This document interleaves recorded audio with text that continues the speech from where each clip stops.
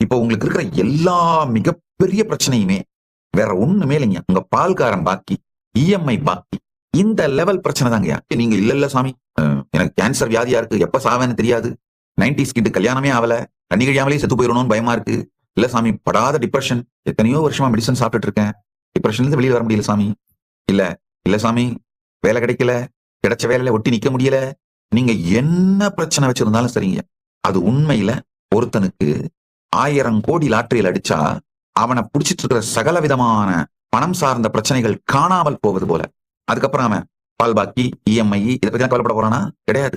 அதே மாதிரி உங்களுக்கு உள்ளும் வெளியிலும் இருக்கும் சகல பிரச்சனைகளுமே காலம் உங்களை சஃபகேட் பண்ணி அதனால ஏற்படுற புழுக்கம் தான் உங்களுடைய அத்தனை பிரச்சனைகளும். கால விரிவை பற்றி புரிந்து கொண்டீர்களானால் உங்களுடைய அத்துணை பிரச்சனையும் காணாமல் போய்விடும். உள்ளுக்குள்ள எப்படி நித்திய நிகழ்விலே இருப்பதும்